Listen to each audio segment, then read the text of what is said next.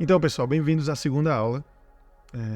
E essa aula a gente vai começar por onde deve começar, que é a Páscoa, a primeira festa. Mas o que exatamente é uma festa? Antes de avançar para a Páscoa, Levíticos 23:2 fala assim: fala aos filhos de Israel e diz-lhes: as festas fixas do Senhor, que proclamarei, serão santas convocações, são estas as minhas festas. E ele começa a dizer. Então, tem duas palavras importantes que a gente tem que se concentrar nesse versículo, que vai ajudar a gente a responder. O que exatamente é uma festa? O primeiro é festa, a primeira palavra é festa, a segunda palavra é convocações.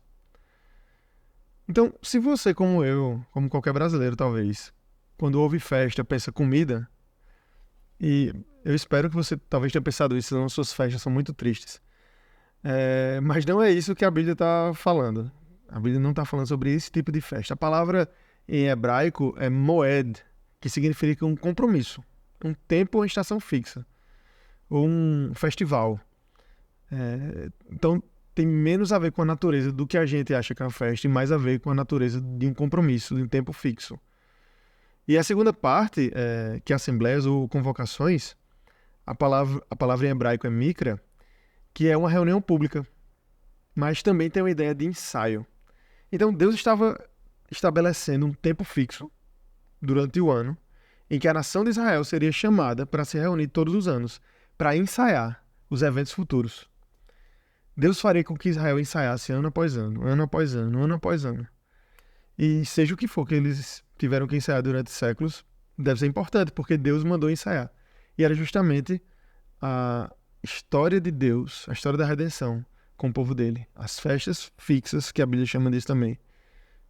Repetindo, são um compromisso, um festival fixo, pontual, em que o povo de Deus tem que se reunir para ensaiar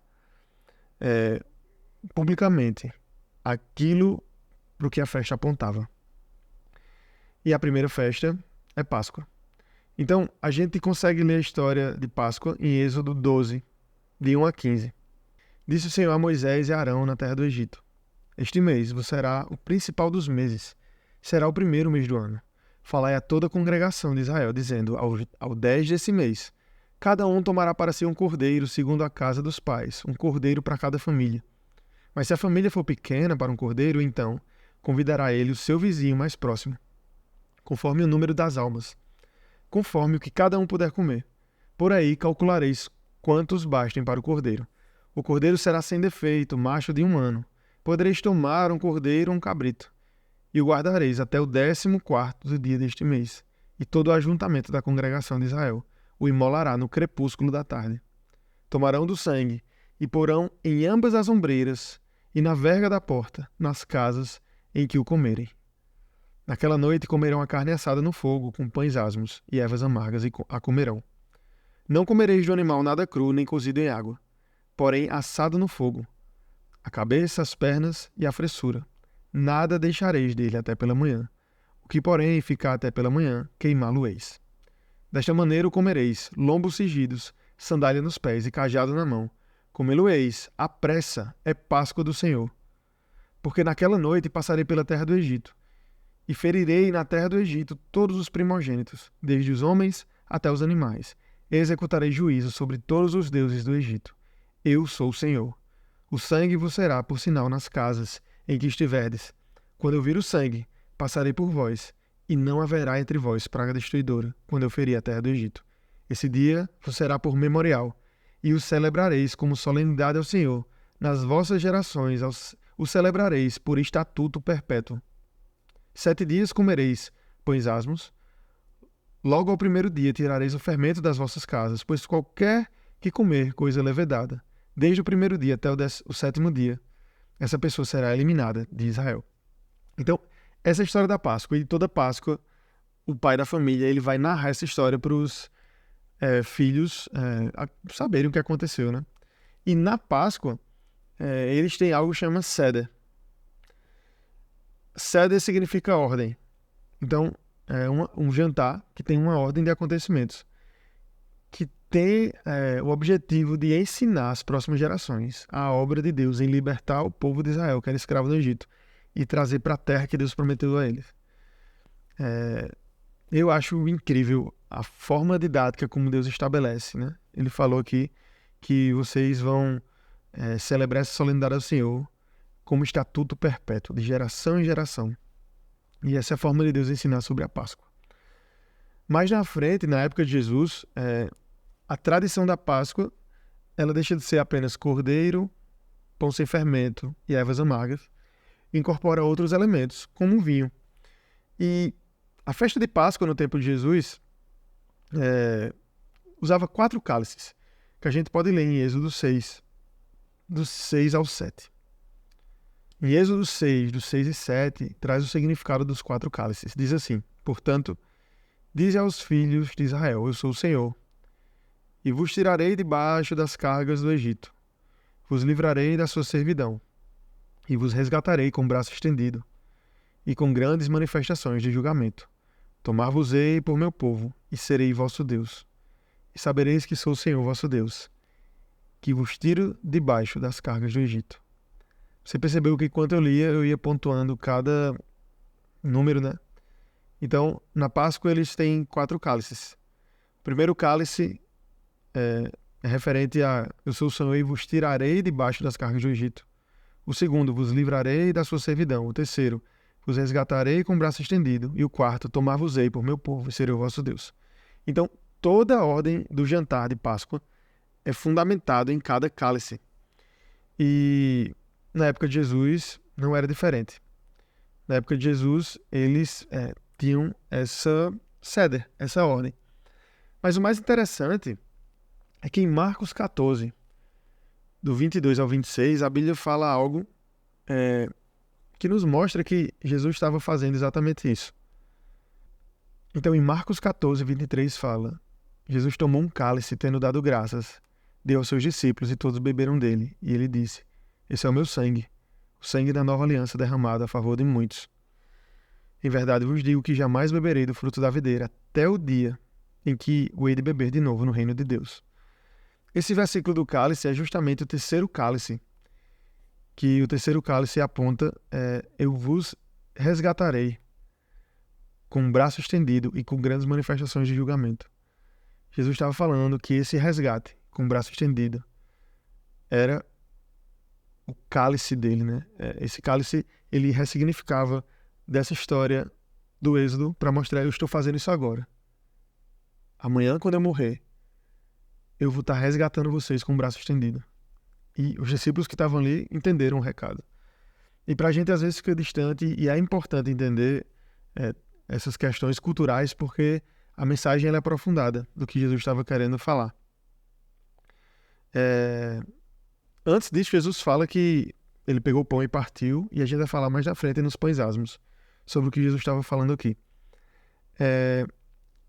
Então, Marcos 14, a gente leu, né? 23, 24 e 25. No 26 fala: tendo cantado um hino, saíram para o Monte das Oliveiras. É interessante que depois do quarto cálice é isso que eles fazem. O quarto cálice é o cálice do louvor, né? E quando a gente pensa em hino, você pode pensar no hino da harpa, uma música que você gosta.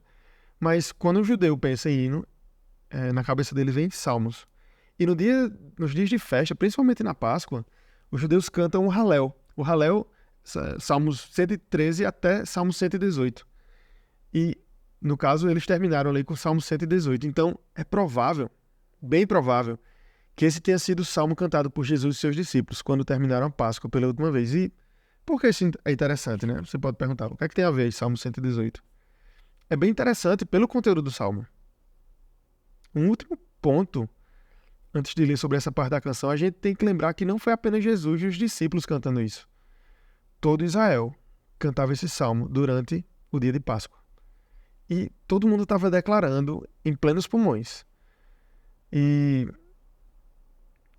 Israel, ainda sem entender o que estava acontecendo, eles estavam cantando: darei graças a ti, porque me respondeste, e te tornaste a minha salvação.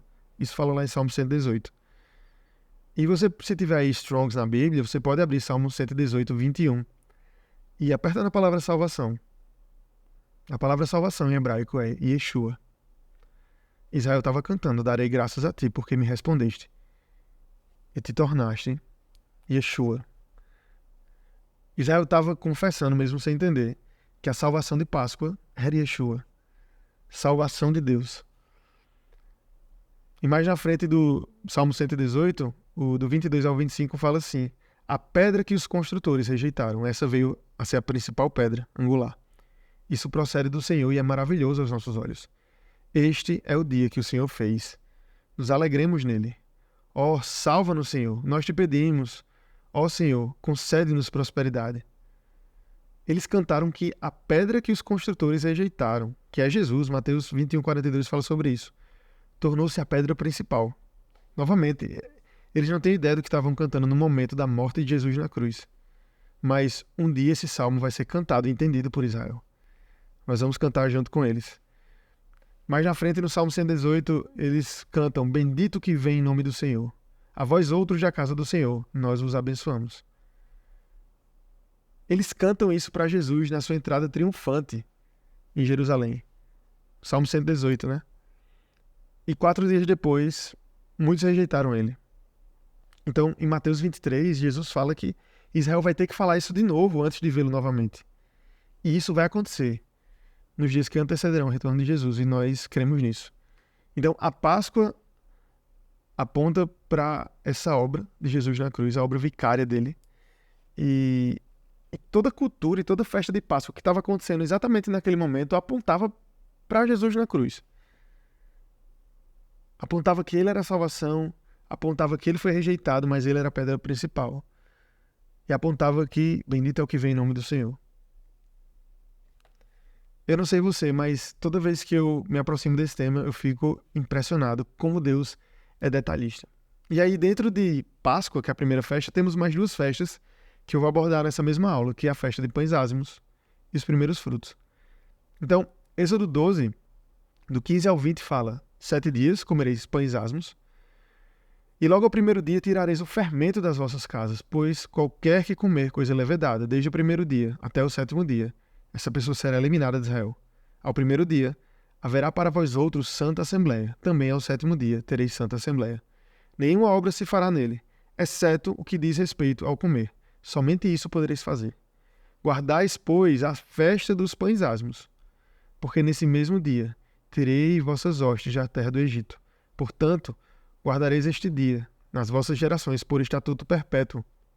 Desde o dia 14 do primeiro mês, à tarde, comereis pães ázimos até a tarde do dia 21 do mesmo mês.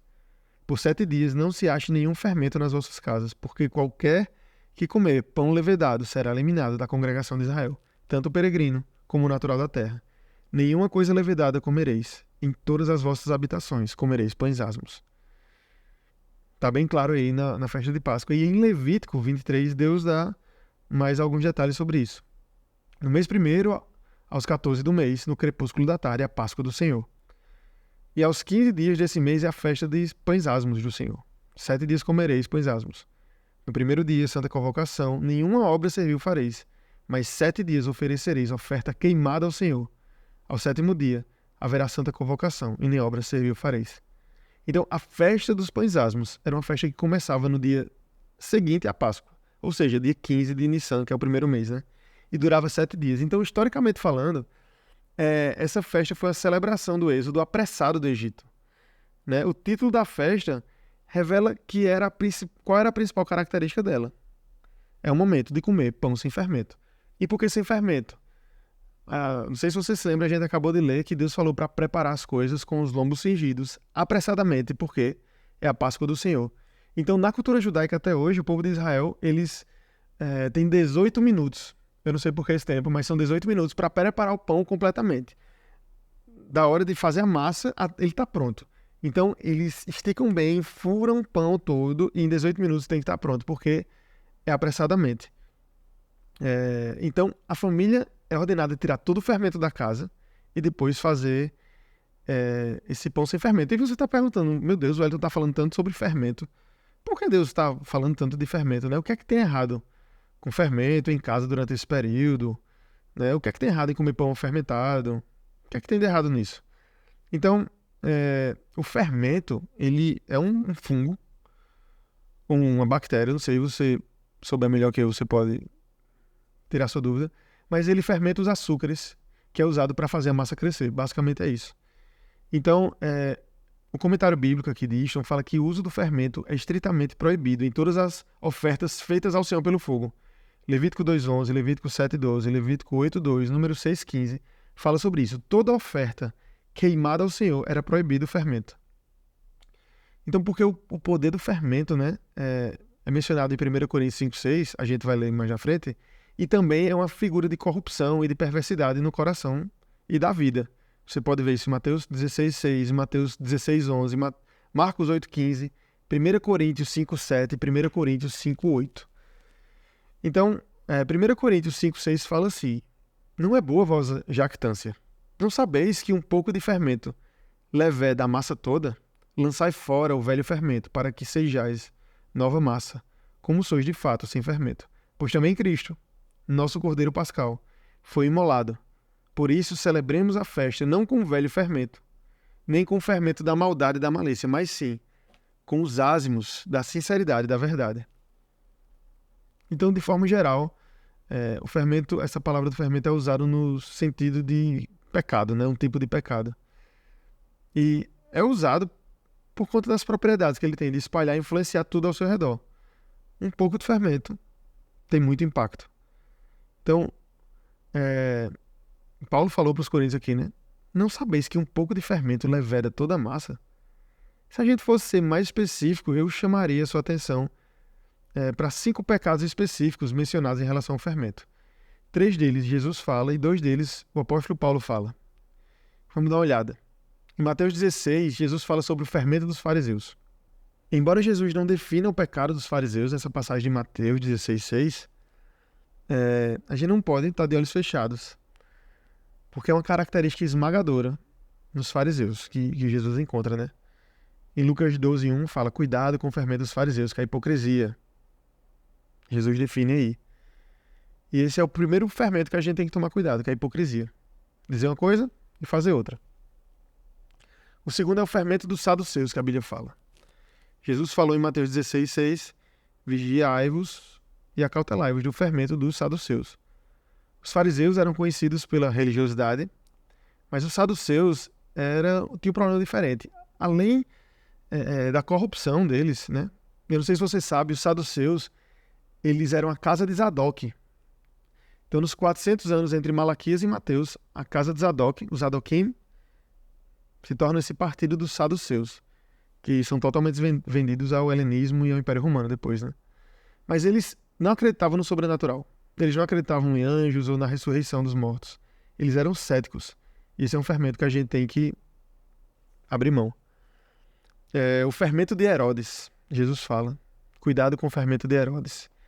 E Herodes é um caso interessante porque ele estava numa posição de poder terreno, mas ele desejava ver um poder, um sinal de Jesus.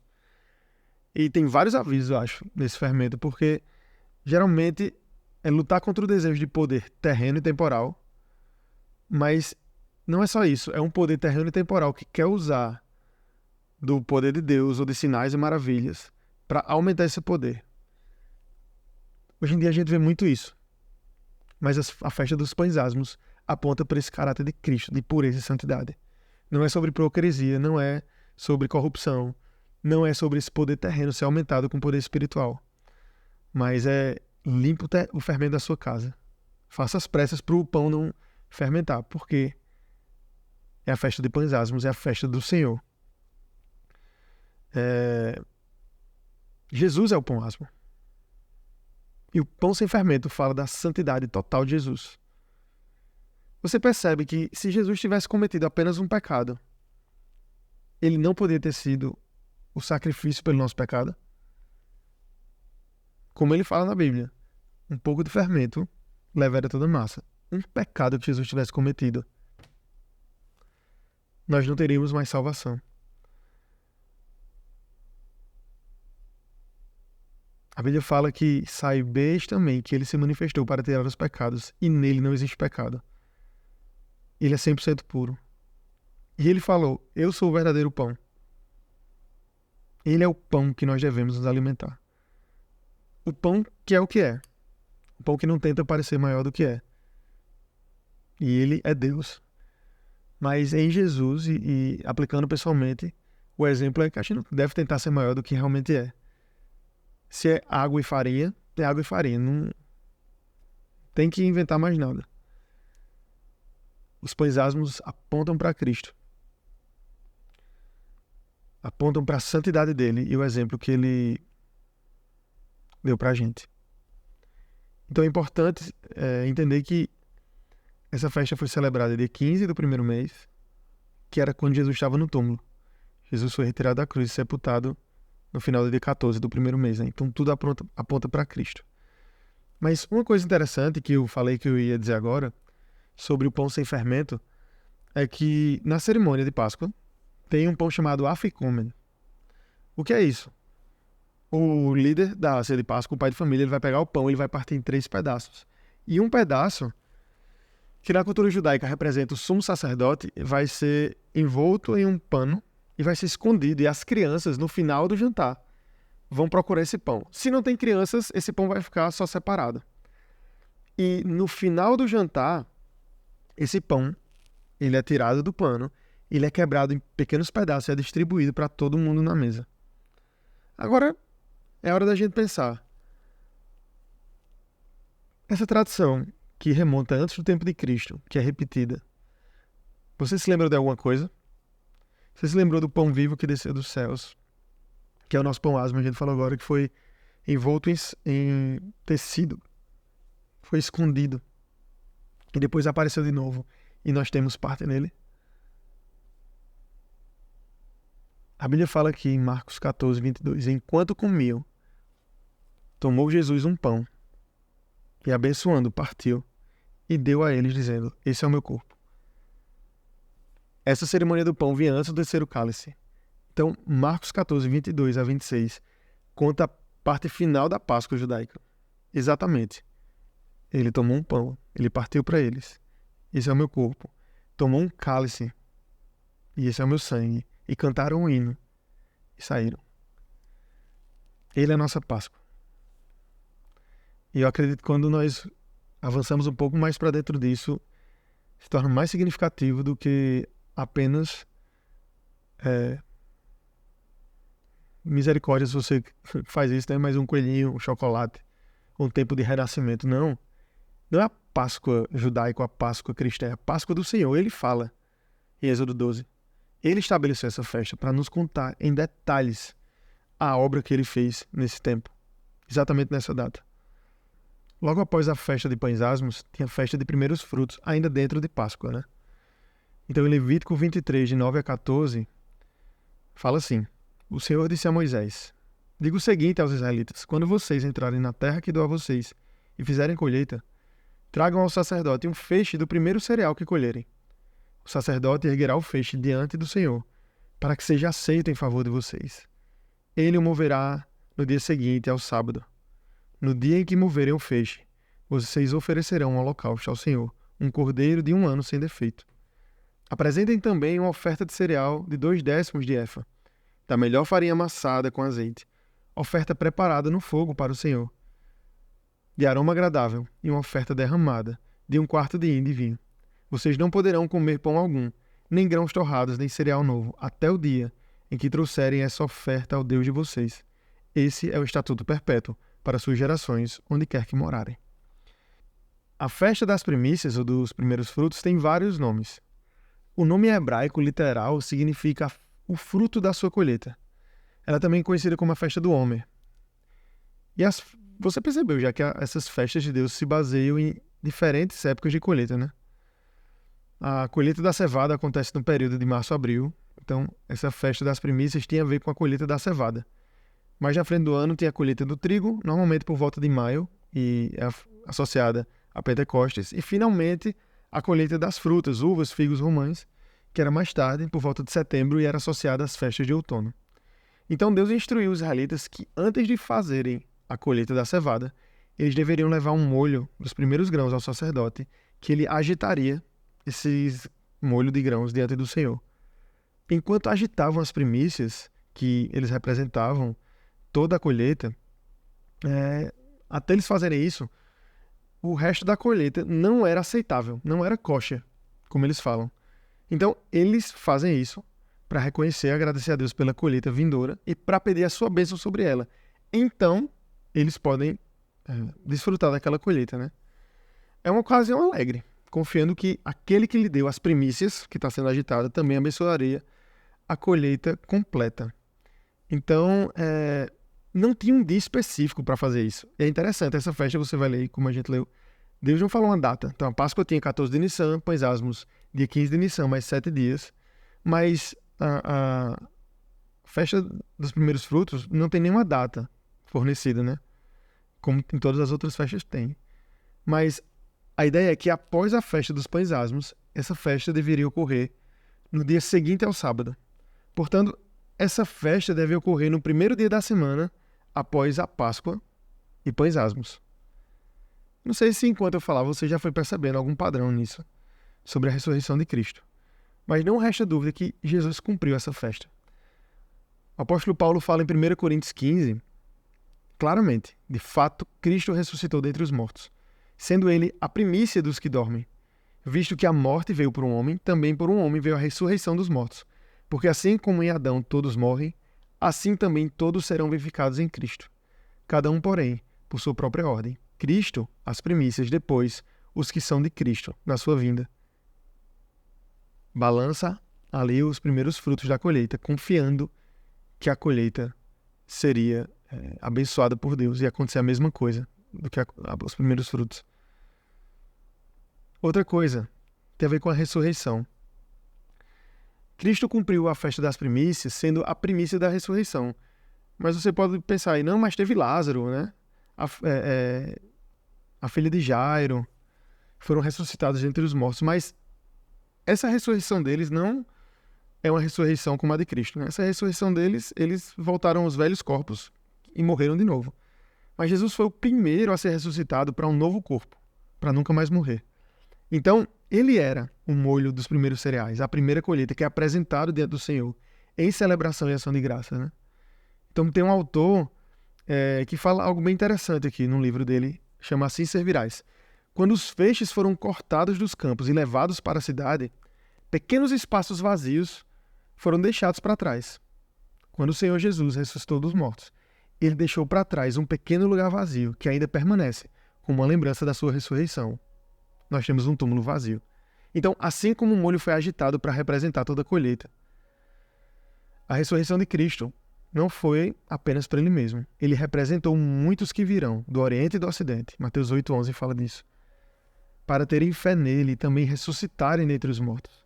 Assim, como as ofertas feitas nas primícias eram um cheiro suave para Deus, quão maior foi a doçura no dia que Jesus ressuscitou dos mortos. E como eu falei, não tinha um dia específico, é no primeiro dia depois do Shabat. A Bíblia fala que no primeiro dia da semana as mulheres foram no túmulo e ele já tinha ressuscitado. Jesus cumpriu a festa dos primeiros frutos no dia designado, como Deus instituiu. Paulo fala, se Cristo não ressuscitou, a vossa fé é fútil, você ainda está em seus pecados. Essa é a nossa esperança, meus irmãos. A Páscoa fala que ele foi entregue à morte por nossos pecados e ressuscitou a vida para a nossa justificação. Romanos 4:25. E a Páscoa, resumidamente, a gente poderia fazer um módulo só sobre a Páscoa aqui, fala que Jesus cumpre especificamente cada detalhe dessa festa do Senhor. Poderia falar que Deus ordenou para que cada família comesse o cordeiro por completo. A gente pode aplicar que nós não podemos receber apenas partes de Cristo, mas nós recebemos ele por completo, tudo que ele é. A gente não pode escolher, ele é poderoso, ele é misericordioso, e é isso. Não, como o cordeiro inteiro. E se a gente for mergulhar em Páscoa, a gente vai ter muita coisa preciosa, mas a ideia aqui nessa aula, eu acho que até me excedi, é mostrar que Páscoa, Pães Asmos e primeiros frutos, Jesus cumpriu nas datas, cumpriu os critérios e revelou a verdade por trás do que Deus estabeleceu ao povo de Israel. Vamos celebrar a Páscoa daqui para frente, com essa mentalidade, com essa verdade, que ele morreu pelos nossos pecados, ele foi santo, reto em todos os seus caminhos, e ele ressuscitou, apontando que em breve nós ressuscitaremos com ele, com corpos glorificados.